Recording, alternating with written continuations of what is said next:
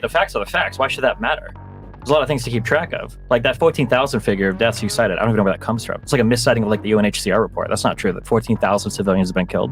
The fact that Russia didn't invade, that's not true. Spetsnaz and other special infantry were seen literally going when Russia called that snap 150,000 troops that they had collected on the eastern border for a distraction on February 22nd. That's not true. The idea that Russia would see what happened in Yugoslavia and Libya, that's not Russia. Why would NATO attacking those countries have anything to do with NATO attacking Russia? I understand the Ukrainian point of view too. I mean, they suffered tremendously through Holodomor, the occupations by both the Soviet Union and the Nazis.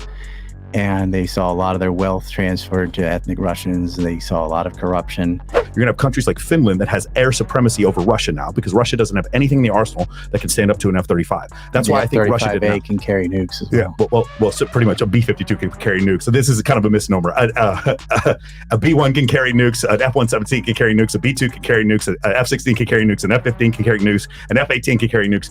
The thing is, it's the A modification. Mm-hmm. They can all carry nukes. Nukes it just means it's a bomb that has a warhead with uranium, plutonium, and tritium. What's your stance on the Russian-Ukraine conflict? Yeah, I guess in the broadest of senses, from 1991, Ukraine has been a country that was recognized by everybody around the world. Fast forwarding through a lot of stuff, in 2014, there was an ousting of a leader. Some people call it a revolution. I think some people incorrectly call it a coup. In response to that ousting, Russia invades Crimea, and Russia begins to fund and back separatist movements. Ukraine refers to them as terrorists in the east, in the Donbass. And then from 2014 on to 2023, we've got basically military conflict that's been escalating in 2022. The invasion happened, everything is subsumed under that actual invasion, and here we are today. I think that the broadest of senses, well, I'm sure we'll get into the details of all of this, I don't think that the initial Russian invasion into Crimea was at all justified. I don't think that there was... In 2014. Okay. Yep. I don't think that there's any evidence of any CIA coup or any sort of backing from the West showing that Euromaidan was artificially inflated by Western forces. I don't think there was any evidence that there was an actual coup d'etat. I don't think that the backing of separatist leaders in the East is good for anybody. It's not good for Ukraine. It's not good for the people that live there. It only benefits Russia if they can manage to peel away those separatist states and incorporate them into some kind of Russian federation. Okay. And I think that Russia is in the moral wrong basically from start to finish with this entire conflict. So you don't think they had any real basis for invasion, whether it was 2014 or now? Absolutely not. What about, and just playing devil's advocate, and I'll turn it to Ryan here in a second. What about the fact that they were planning to invade the Donbass region in March? Who's planning to invade? The Ukrainians. It's their territory. What do you mean invade?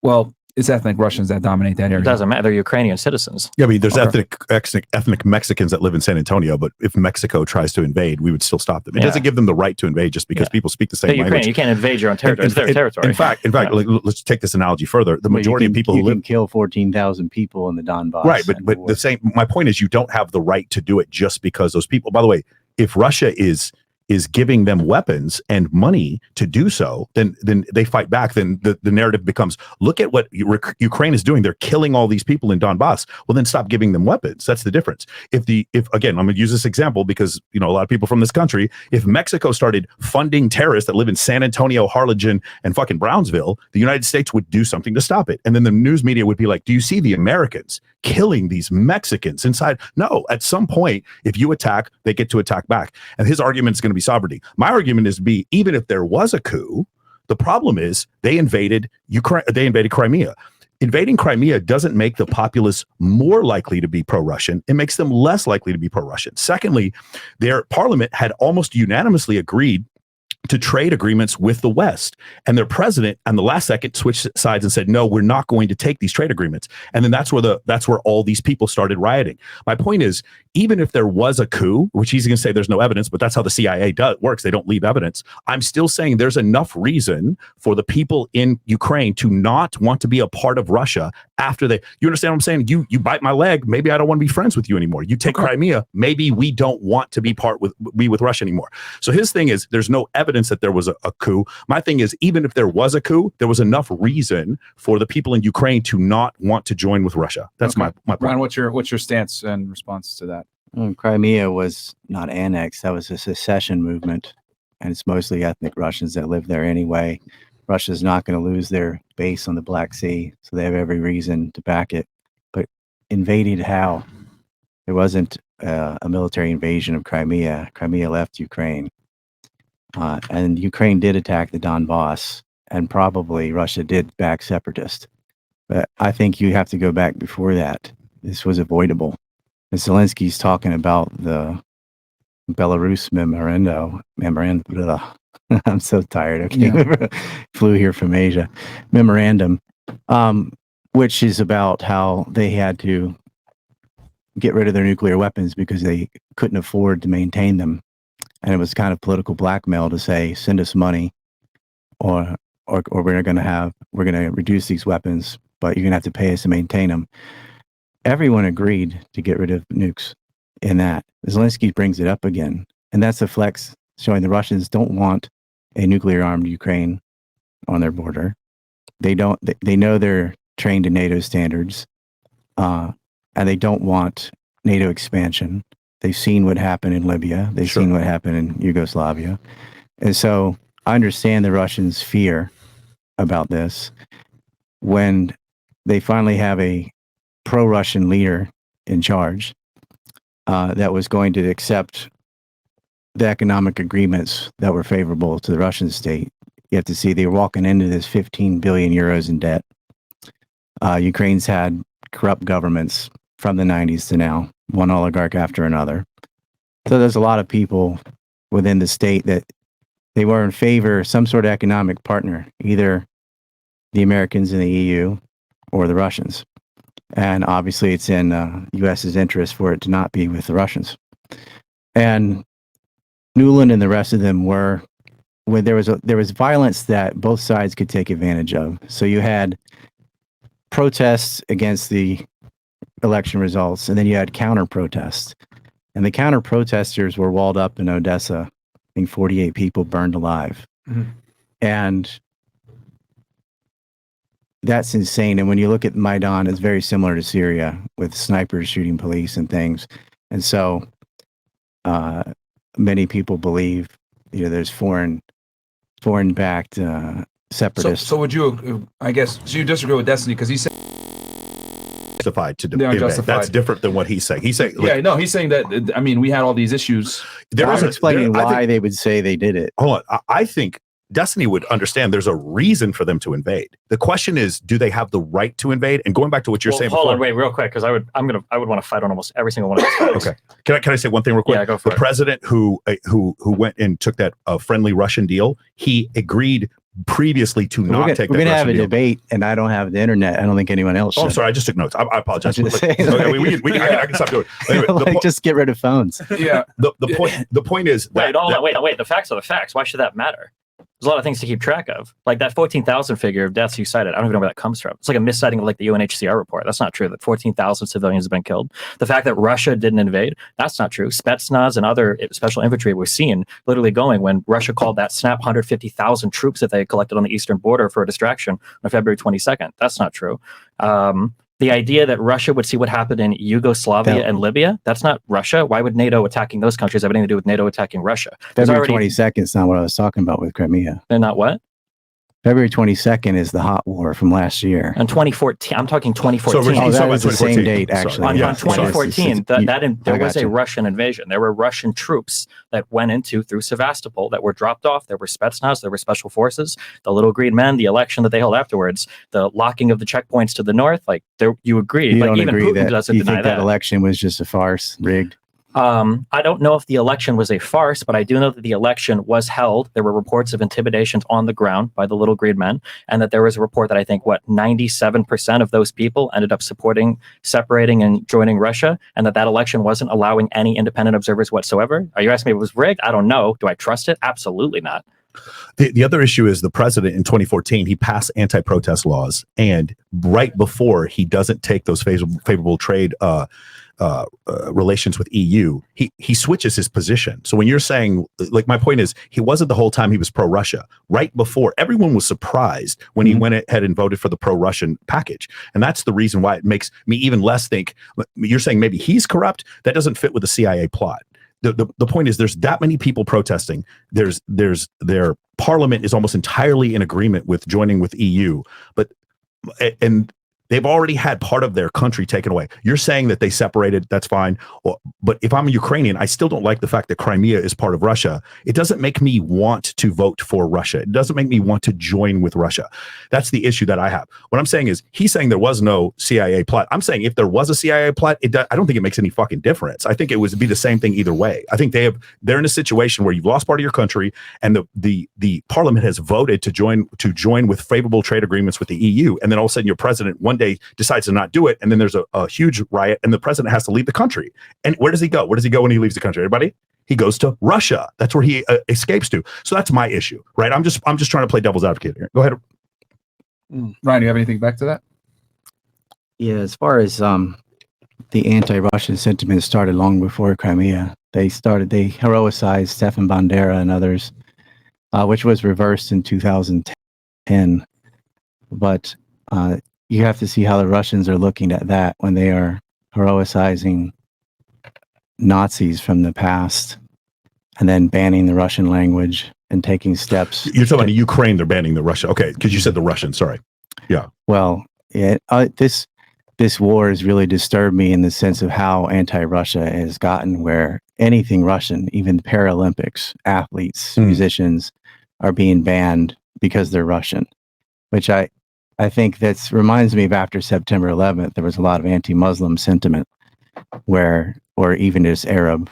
And so actually worse than that, even if you're a Sikh from India or something, you looked Arab, there was a lot of ignorance going around. Doesn't that remind you of Germany when everything was being banned? Anything German was being banned? Well, yeah, it's similar. But, you would think this is 2022, 2023. Yeah. To ban all things Russian, to have so much hate, so much of a lopsided media. And this is before Elon, so Twitter was just hardcore left. All the social media were coming out now with all these different Twitter files and information on how many spooks were all over all these sites and why people are getting censored. So I don't feel like we're getting the best of information. But there's some stuff we do know, like for instance, 2 months before the invasion, Vladimir Putin said there was not going to be an invasion. And from a statecraft or from a military standpoint, that was a good move. But from a diplomacy standpoint, after the war, do I ever want to sign a treaty with Russia? If they're willing to lie about an invasion like that, do you see the problem? Well, what I'm saying is some of it, they're bringing it on themselves. Go ahead. George C. Marshall Strategic Studies Institute, almost half of Zelensky's cabinet's coming from that. Is seeing a lot of people around him. Ihor Kolomoisky sends him $41 million. There's a lot of corruption in Ukraine. And so it's almost a mafia state, has been since the 90s. So Russia's looking at that as these people are easily bought and paid for. And they were afraid of having Western weapons and military troops on their border. We can agree on that, yeah. And that because that's what happened in Finland. Just and we to can talk about that focus real quick. Do you have anything to refute what Destiny was saying? Because I disagree with some of your points. I'd also add, if you want to refute things, the Russian language was never banned. That's completely not true.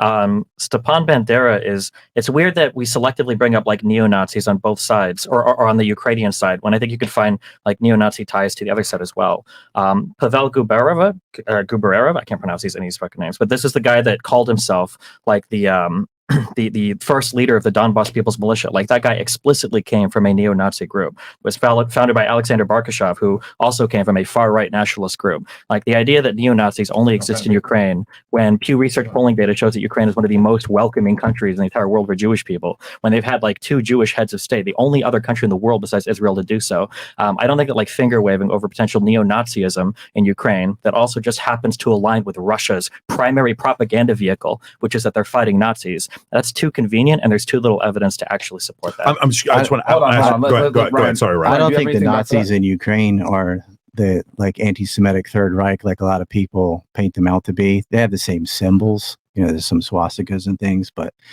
the Bandera movement and the Nazi movement that they heroicize and build statues of these people wasn't about. It's the same. It's not the same as Hitler putting people in camps. It was more of an anti-Russian more than anti-Jew. Correct. They wanted to ethnically cleanse that part of the country. Excuse me. Sorry. No, you can say it. I can't. I don't know. Yeah. But I understand it. I understand the Ukrainian point of view too. I mean, they suffered tremendously through Holodomor and then occupations by both the Soviet Union and the Nazis. And they saw a lot of their wealth transferred to ethnic Russians. They saw a lot of corruption, during the whole Soviet era. And so they legitimately have, beef. The problems with that thinking, obviously, though, is Russia also suffered under communism, and Russian people also starved, just like Holodomor, from the same leadership. You don't blame the ethnicity for what a government did. But well, when we say Russians also starved, things like the Holodomor caused very specific damages to like Ukraine and Kazakhstan. Like even today, when we talk about Eastern Ukraine is full of ethnic Russians and Crimea is full of ethnic Russians, that's specifically because crops were requisitioned from starving Ukrainians that were like defending their families from cannibals who were being shot in the back as they tried to flee their villages. And then once, what was it? Is it 3 to 5 million? I think Ukrainians died in the Holodomor, maybe more. No, like 11. There might have been 11 million. Then afterwards you have, and then Kazakhstan too, not even doing that. Then you're bringing in a bunch of ethnic Russians afterwards to Russify the country, to use that excuse, later on and say, well, there's a lot of ethnic Russians there, therefore we ought to respect that there are ethnic Russians there. Yeah, I don't think. Do you guys understand what he's talking about? Joseph Stalin like starves out a bunch. The reason why there's so many ethnic Russians, Russian speaking. You understand? Ukrainians don't speak Russian. There's 2 different languages there. Some of them speak both. But what he's talking about before was during Stalin, they needed to take the crops from Eastern from Ukraine and then use that to feed their own army. Troops. Yeah. And then when those people tried to escape, then they just shot them in the back. And then what happened was Russia started filling that area, and they both agree on this. They started filling that area with Russian speaking people. Mm-hmm. It's not their fault. The people that are there now that are Russian, it's not their fault. But just like I would say before, a lot of Russians in Russia also starved. Also had for sure.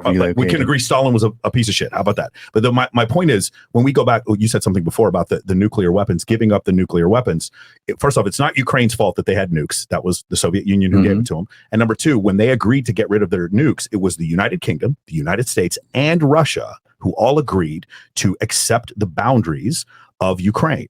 And so they were supposed to get security promises. If they're going to get rid of the nukes that they can't afford to maintain, then that's going to come with certain.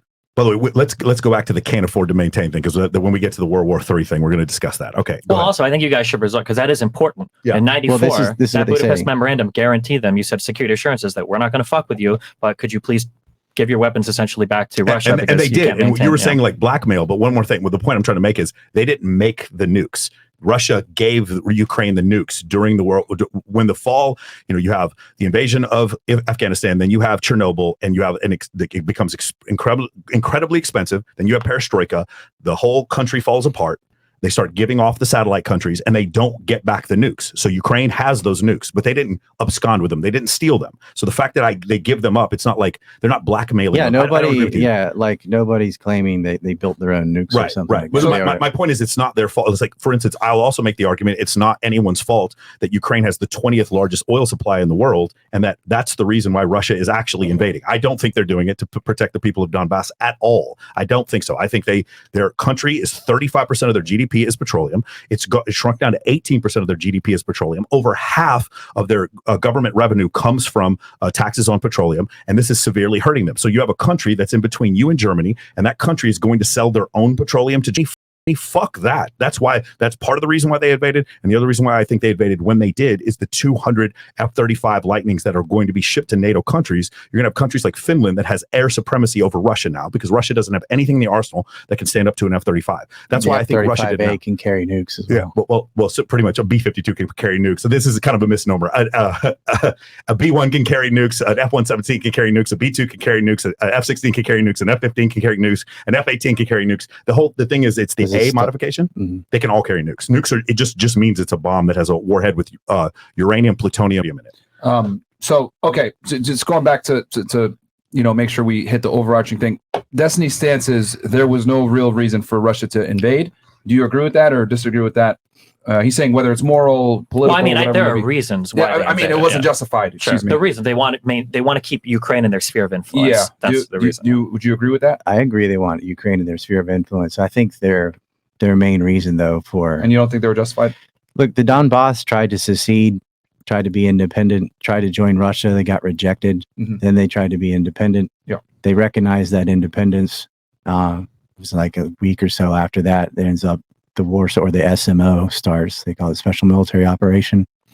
Sends in about 90,000 guys, not enough to take over the country and everything. I think he was still trying to negotiate with the West by not going in full steam in the beginning. Maybe you can talk about the strategy part, but I'm anti-war. Like, I don't want there to be a war between Ukraine and Russia. But I feel like the Ukraine point of view is on TV. Like, if you want to hear what Ukraine thinks, just turn on the news.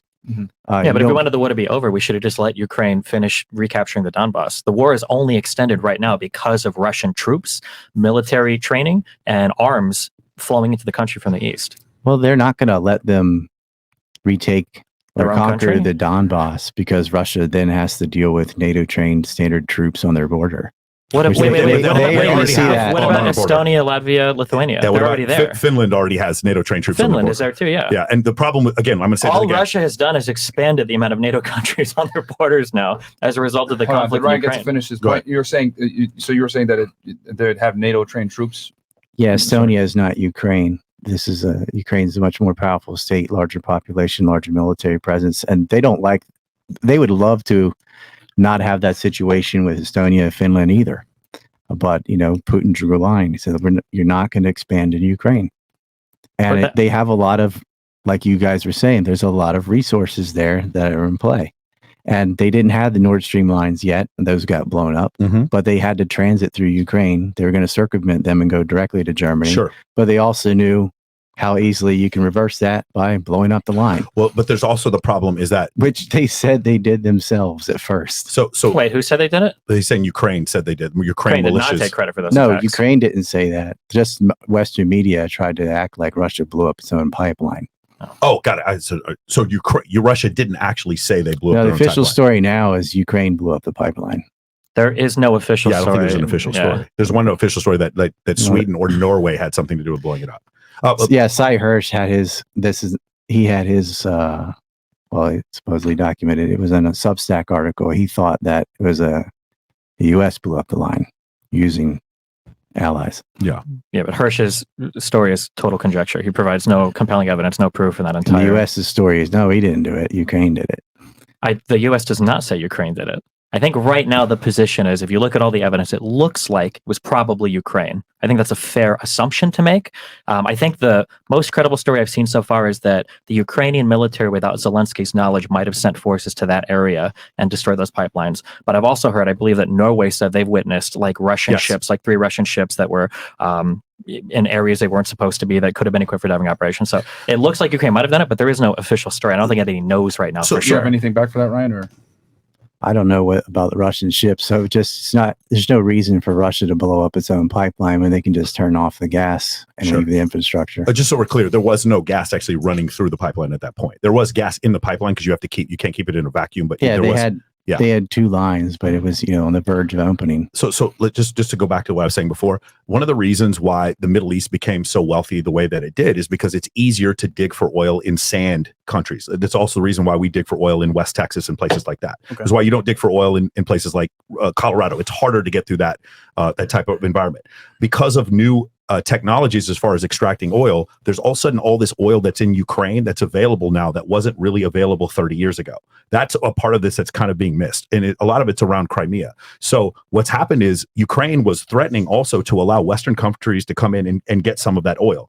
It's not just the fact that Russia can't go through Ukraine with their pipelines to sell their oil. It's that Ukraine will then sell its own oil. Does that make sense? You have a country, a petrostate, which is basically what Russia is. 33% or 35 to 30% of their GDP came from petroleum. And now you have a neighbor that's in between you and your number one buyer of oil, which is Germany. And he's saying, hey, not only are we going to make it harder for you to sell your oil through our country, we're going to sell our own oil. That, to me, was a pretense for them to invade. That was the number one pretense for them to invade. Not because they're worried about ethnic Russians in the eastern part. No offense to Vladimir Putin. Well, they have a naval base in Crimea they can't lose either.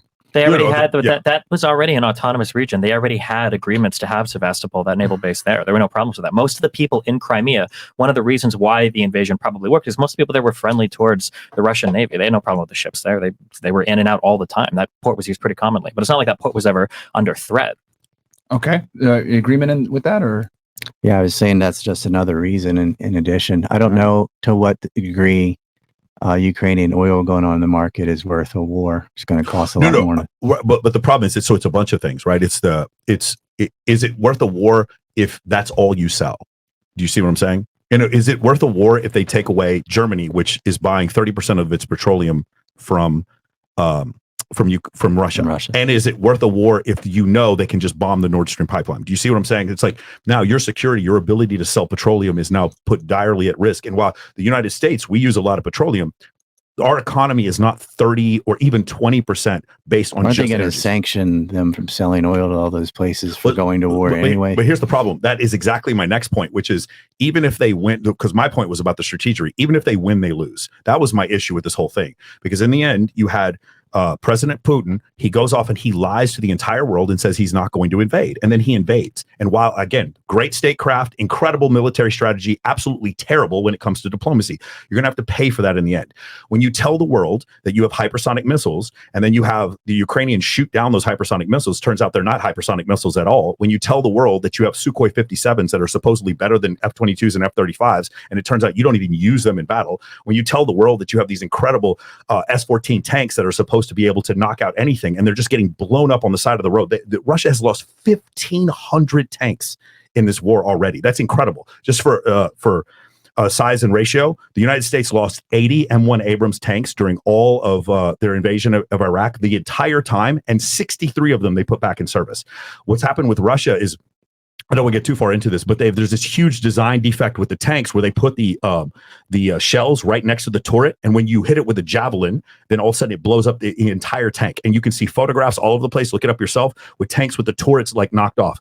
And this is another problem. So now Russia, their second biggest export, which is military defense, nobody wants to buy their Sukhoi 27s because they don't work. Nobody wants to buy their tanks because they don't work. They don't want to buy the T-52s, the T-72s, the T-90s, the T-80s. Nobody wants to buy these tanks. So Russia has triple fuck themselves. They're going to have sanctions with them as far as they're selling petroleum. They're going to have sanctions with them as far as their trade agreements. They're going to have a bunch of companies that are like, we don't want your armament anymore. It clearly put into use against American armament. You guys could not stand up to them. And then finally, do you think tanks have done well on either side? I think tanks are going to do really well when those 31 M1 Abrams show up in Ukraine in a couple months. I think tanks are going to do really well. A T-72 cannot do anything to an M1 Abrams. It cannot, and that's going to be a serious problem for Russia. I don't think it's a tank on tank issue though. It's a javelin on tank, landmines and helicopters and things yeah, but I don't think the Leopard 248 is a bad tank. I just think any tank that walked into a field of landmines that's getting targeted by drones and Hornet missiles and helicopters and anti-tank personnel is going to get destroyed. We're not having giant tank versus tank battles. It's not World War II. We had one. We did have one in, I forgot what the city was, but there was a massive one, and the entire Russian tank brigade was lost. Volgograd, but they lost the tanks to Ukrainian landmines and things. But my point is this: like, one of the issues that Ukraine, and by the way, it was Prigozhin, how you say his name? He was the one who actually said this. But this is before the coup, the attempted coup, whatever it was. He actually was talking about how the Ukrainian military, which by the way has been trained in large part by the United States. I wouldn't even possibly deny that. And by the way, Ukrainian fighter pilots right now, while we're speaking, are training at Shepherd Air Force Base in Wichita Falls, Texas, to fly those jets, those F-16 squadrons that they're about to get. My point with that is that, like, he actually said Ukrainians use doctrine of mechanized infantry along with tanks, along with aircraft. They're using them together. The Russians don't do that. The Russians will just run a bunch of tanks into a certain place, or they'll just use artillery, or they'll just use air power, and they don't have the ability to coordinate. That was Prigozhin who said this. And so my point is, this whole thing is like, even though you have a country that is 4 times bigger than the other country, this should be a first round knockout. This should have ended in the first week. The fact that we're at a year and 5 months, I think this is a really, really bad experience for Russia. And I don't see any way for them out of this without. So you think Ukraine is winning the conflict? It's like this. If I'm the underdog and we're tied, I'm winning the conflict. Do you understand what I'm saying? But you think it's tied? Well, no, but the thing is, right now, well, just so you know, when you have an invading force going up against a defending force throughout history, the invading force loses more people. They just do, because it's just harder. Their supply lines are further. Also, if you have an invading force, let's just say for every person that's fighting, you need 3 behind them in support. So that we're talking about medical, we're talking about logistics, we're talking about fuel, we're talking about food. For the invading force, you need about 7 or 8. Okay. That's a really reductive way to look at it. Okay. But you need more than twice as many people to invade as you do to defend. Does that make sense? Yeah, of right. course. So the problem is with the attrition situation. You have one country that has it. You notice how Ukraine is not trying to defend the whole country. They're trying to defend Kiev more than any other part. Yeah. And so when that happens, you have an unlimited budget. We can all agree to that, right? Ukraine has more money to spend than Russia. Yeah. Or do you guys disagree with that? They have the 100%. pockets of Well, all they of have Europe the and the US 's US. money. Yeah, correct. So just for people to understand, Ukraine NATO has a $1 trillion defense budget. That's including the $800 trillion that they get from the United States, and Russia has an $80 billion defense budget. I'm sorry, 1 trillion versus 80 billion. Yeah. So it's about 12 or 13 times as much. Ukraine has a blank check. The United States is giving them javelins. If you think this is wrong, if you think this is morally wrong, I'm not here to have that argument. My point is, if the United States is giving them top tier anti-tank weapons, 2 squadrons of F-16s, and their first battalion of M1 Abrams tanks that Russia has no chance against, God forbid if they bring F-35s into this, I just don't see how Russia can win. That's my point. I disagree with that, all of it. I don't. I'm not big on the US's wonder weapons. They thought that would be the HIMARS. They thought it would be the Javelins. They thought it would be the Leopards, and they're all just getting destroyed. I think the war of attrition, like I do agree, they're not going to run out of money because they have NATO money. Yeah. So they're not going to run out of money. It's going to be hard to make them run out of toys. They might run out of ammo temporarily, but they're not going to run out of stuff because NATO will keep giving them things. Agreed. They will run out of personnel. Possibly, but I think they have better trained attrition personnel. war. I think they were trying to set up a porcupine, and they thought that the sanctions were going to be. Even Russia thought this too, that the sanctions were going to be way more devastating than they were. They were pretty much ineffectual, and they thought if we can bleed them with sanctions and force them to charge into well-fortified, bunkered, entrenched positions, it would be Pyrrhic victories at best. And Ukraine has been extremely tough, extremely resilient. And in the beginning of the war, they did have very, crack defense, and they kind of pussyfooted their way in with 90,000 troops. But Russia was looking at it, holding back, because they also didn't know whether or not they could deal with the sanctions. Without the clock on their side, because they're not in a hurry, they don't have to, they're not bleeding from sanctions. They decided to go with the meat grinder approach instead of the blitzkrieg approach. They're going to sit back with artillery, the very slow, methodical way. That is what Russians are good at. Where you can destroy them at range. You don't lose a lot of personnel because you're hitting them from further away than they can hit you. It's a very slow way to do it, but they've got all the time because the sanctions are hurting NATO more than they're hurting Russia. And Ukraine is running out of personnel. Because I disagree. The sanctions are hurting NATO more? Yeah, because the reason why I disagree is because we've already had China denounce what's going on in Ukraine. So that to me, China is going to be. Yeah, and I think Russia's done some funny things, I think, with their currency and everything, with disallowing people to sell Russian currency. And they're doing ways to try to artificially inflate like the economy they have, but I'm pretty sure most experts agree there's been like a pretty big contraction of the Russian economy. It's been 3% a quarter for Russia's GDP over the last couple of years. It's already a country that's got pretty poor, I think, in terms of GDP per capita. Like Russia is not the richest country in the world. Russia is about as wealthy as Mexico, and a lot of people don't realize that. Russia is right on point. Russia has a smaller GDP than Italy. I don't think you can judge the real economy just by GDP numbers. But what I think is you can judge how well you can replace tanks and replace aircraft and replace anti-tank weapons with economy. And then once your biggest secondary supplier, they're out of 155 millimeter ammo, even like NATO's supply. That's why they went to cluster ammunitions. They don't have enough artillery shells to shoot. And Russia's able to do that around the clock. And they're not running out of supplies. They've been preparing for this for a while. I'm pretty sure, haven't we used like 2 million of the 20 million artillery shells we have in stock? I'm pretty sure we just haven't shipped the rest yet. And then even if we do exhaust our supply, can Russia, the country, out-manufacture the rest of the Western world when it comes to artillery shells? Yes, they are. I don't think they can. And anti-air defense too. And like the F-16s, Syria shot down the F-16 by very well-trained pilots from the Israelis. For sure. With an S-200. Yeah. Now you have less trained Ukrainian pilots versus well-trained Russians with S-400s and above. So I don't think they're going to be a game changer either. So they're going to get shot down. Yeah. So the difference with the Israeli thing is the United States is going to supply those F-16s with anti-radiation missiles that can fire at more than 60 miles. I think the S-400 is in deep shit, and they don't have any S-400s in country. They can't bring them in country because one of the problems is when you turn. That's what happened. By the way, I don't know if you know this. A lot of those anti-aircraft machinery didn't work. They never turned them on, and that's why they weren't able to defend that part of the country, because they weren't even turned on. Because one of the things that happens is if the United States is involved, or if U.S. Firepower is involved, this is one thing we learned. This is what F-16 Wild Weasel does. Is real quick, because we got to keep it focused, because we're going into this whole tangent here. He's basically saying that the sanctions are hurting NATO more than Russia, and you guys are saying you think the sanctions are hurting Russia more. I definitely think it's hurting Russia more. Ryan, what's your basis for saying that you think the sanctions are hurting NATO more? There's than the cost Russia? of living going up in Europe. It's a matter. They need the oil. They need the gas. The sanctions are hurting them. And I agree with Andrei Martinyanov about GDP. Like, there's a lot of ways to finesse that stuff. Like, Russia and Mexico are not on the same level of living standards. Okay. Agreed. No, I agree with that. Yeah. Okay. And then what about you guys? What makes you think that Russia is suffering more from from the sanctions than NATO is? I mean, we're having energy issues all over the world. I don't know if it's just the sanctions on Russia that are dealing with that. My understanding is the cost of energy has come down pretty significantly in Europe in some ways too. Like, I think natural gas is about where it was prior to the conflict, I think. Okay.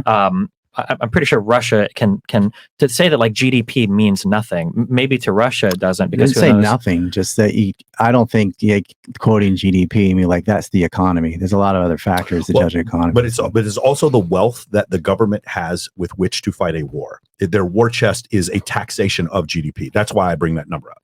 It depends. Like, also, I don't think like we have an enormous military expenditure, more than like the next 40 countries combined. Correct. Or something. Just so you know, it's 800 for us, and then 290 for the next is China. Then after that is Russia at 80. But how cost effective is a lot of our military gear?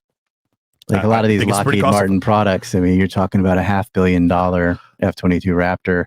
It's with Sidewinder missiles. Yeah, it's a great. Should it be that price tag? Sure. It's a really great question. And so part of the reason why we've been able to take away some of that cost is because we sold 200 F-35s to NATO. And so I was going to say, when we say, is it worth that price? The rest of the world seems to think so, because everybody wants to buy our F-35s. It's a very highly in-demand plane. So it seems to be that everybody else in the world agrees that that's an incredibly cost-effective weapons platform. Maybe some people don't. Maybe Russia says it's not. But Russia, again, they also said they have hypersonic missiles, which are being intercepted by Patriot missile systems. So apparently that's not the case. They blew up the Patriot system in Kiev. So here's the thing. They might have blown up one of them when they launched with the 6 missiles at once, I guess. Only 3. Such a great point. So here's what those missiles shouldn't ever be intercepted, though, by if it's a true hypersonic missile, which it's not, right? So let's talk about this. For those of you who understand, Patriot missile battery, it just fires anti-air. It takes on missiles from the opposing side, but it's ballistic. It's kinetic. It doesn't have a warhead in it. It just goes through it. In this case, what you're talking about, the Russians said they damaged one of the Patriot missile batteries. I think Ukraine said they had it online that day. Yes, yeah. And the Americans and the Western media agreed that that's what happened. That's why I actually trust what I'm hearing more from them than what I hear from Russia, because what I hear from Russia is that they have hypersonic missiles, and then when they don't work, they arrest 3 of their missile scientists the next day for treason. So to me, this just feels like, from a military standpoint, if you want to make a moral standpoint, I can understand, but from a military standpoint, this just feels like one cataclysmic failure after another. Okay. I think that's, and even I'll even critique Mike, because you kept saying it was maybe bad statesmanship to say that they weren't going to invade and then invaded. I think the initial plan was there was never going to be an invasion. It was going to be the special military operation into Kiev. Sure. Then they were going to have Belarus 2.0, and then they could have said we never invaded. It was just a thing, but that failed miserably. You believe that Putin believed that he was going to be welcomed coming into Ukraine? I from what I've read, I guess you're the military analyst guy. Yeah. From other military analysts, is the readiness of the Russian military was just not where anybody in Russia thought it would be. And they were undersupplied, they were understaffed. The supplies they did have weren't maintained, and that what you had was a bunch of unaccompanied armor, uncoordinated troops that were launching horribly coordinated attacks, which they've gotten their shit together a lot better now, a war into the conflict. But so there's an FSB report that was released that showed that they didn't know there was going to be an invasion. So that goes to your point. I've heard the same thing that you're saying. And the other problem I predicted the invasion. Got it right. Good. You were smarter than even when a lot of people they're not going to do that. Yes, they are. I mean, we've been preparing for this for a long time. All right. Didn't real Trump quick. also as well predicted too? Trump? The invasion? I don't know. Did he? Oh. So I think we got some rants. Chris, should we look at them now or no? Or wait? Okay, so what I'll do is I'll read the rants, and then I think we're good here with, unless you guys have any other disagreements on. It seems like you guys agree on a decent amount can we do on this? this Russia-Ukraine thing. But Can we do this? Can we all three have predictions? Actually, all five of us. Can we do predictions? of what you think's going to happen? Yeah, I think because in Yeah, a we can debate do like that. this is different from the other ones. In this, there is a unique chance for us to be extremely right. So, what do you have? Okay. You have a prediction? Well, Yeah, I do actually. I think, personally speaking, Russia did what they had to do by going into Ukraine. I agree with that. However, at the same time, like what they did is they caused an issue because now NATO's going to be all on their necks. Mhm. So eventually, they either got to surrender or become part of NATO. And at that point, they're not going to surrender. So And they've been offered to join NATO before. I think And they during the Yeltsin declined. administration, they Yeah. did, and they declined. they don't want to. So I think at this point where it's going, if they don't win, they're going to have to surrender. What do you think, Stephen? I don't see Russia making any more significant gains in territory. Dawson is right in that the grind on the Ukrainian side is a grind right now. For sure, they Like have it's- fewer people. Yeah, and that the it's a war measured in meters and not miles in terms of captured ground.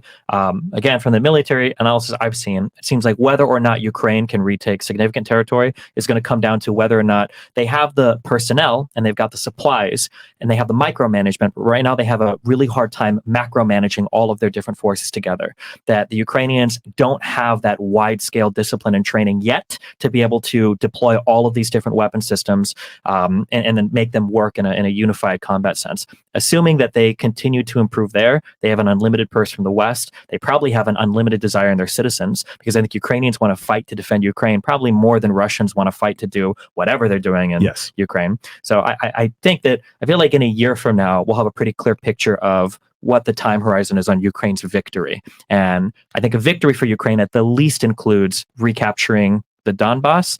I don't know about Crimea. I have a hard time believing they'll get that back, but who knows? Myron, what do you think? Who do you think? What do you predict? A year, 5 years? I think Russia's going to hold what they got, and pretty much the Ukraine's going to be cut in half. Oh, well, not half. I mean, you can. I mean, yeah, Chris, if you can show roughly like it's like 15%. The entire eastern part of Ukraine will belong to Chris, Russia. if you pretty can much show is that what I map, think, so that people could have an understanding. I think they're Oh, you have a decisively winning graphic? the war slowly but surely, and I think that at this point, Ukraine isn't going to be able to regain the lost ground, from the east. Just so you guys see, that is before the war, and then there's the initial invasion. You see all the Sumy and Kharkiv have been taken by the Russians, and then this is the counteroffensive down there in the bottom left. So Kharkiv and Kherson have been taken back by Ukraine, and then this is where we are currently, right there with Bakhmut being taken by the Russians, and Mariupol is like far. A lot of people talk about the Mariupol thing. Mariupol is far inside of Russian territory, Russian taken territory. I don't think think that's a little city Kharkiv in was between. taken. It was surrounded. Sumy was taken. Kharkiv was never in Russian. There was a commander in the Russian forces who put out an evacuation order. That's all I know. So again, we have the fog of war, but I've read a report that it was actually And then taken. you guys give your predictions that we're going to switch over to 9/11. What is your prediction? Oh, I think they'll hold the Donbass. They'll take Liman. They may push up to the Dnieper. They're not interested in Western Ukraine. And Ukraine's going to run out of personnel. I don't think the F-16 is going to be a game changer.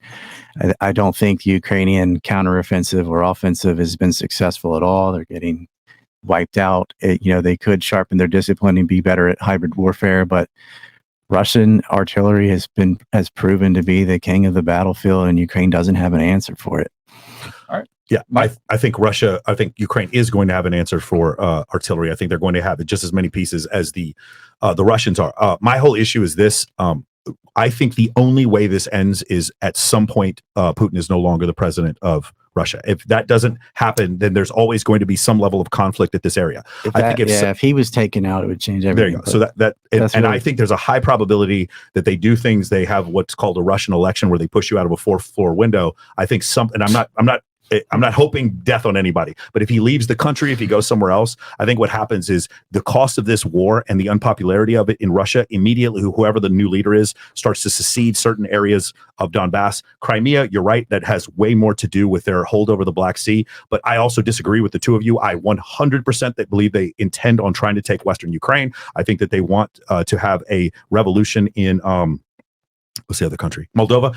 And in order to do that, they're going to have to connect those two pieces. So they're going to have to The Transnistria, I mean? Yeah, Transnistria. Right. Oh. Yeah. So I think they're going to try to start something there, and in order for them to do that, they're going to have to push further west. And I think one of the problems is because of the way Putin gained power and because of the popularity of his annexation of Crimea, the unpopularity of this combined with any kind of loss is.